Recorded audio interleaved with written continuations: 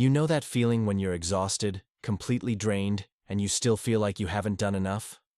When you're giving and giving and giving, but somewhere deep down, you know you're running on empty? We've been sold this idea that success means pushing through no matter what. That rest is lazy. That slowing down means falling behind. And so we keep going.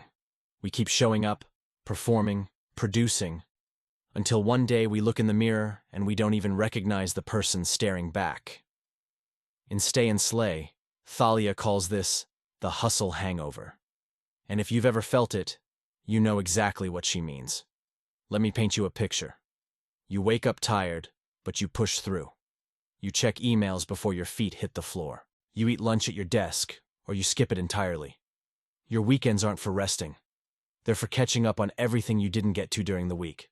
Chores, errands, projects, and somehow you're supposed to squeeze in socializing and hobbies too.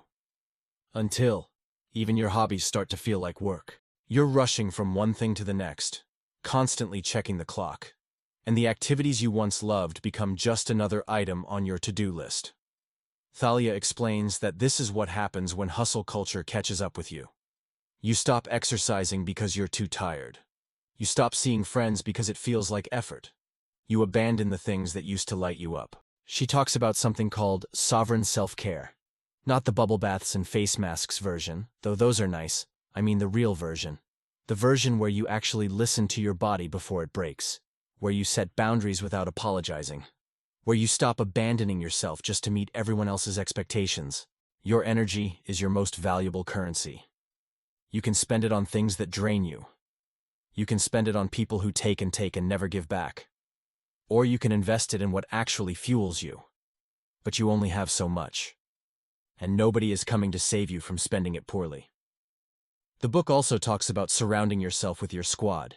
The people who see you, who cheer for you, who remind you who you are when you forget. Because slaying alone, that's just surviving. Slaying with people who genuinely want you to win, that's everything. This book made me realize that staying in the game isn't about grinding until you collapse.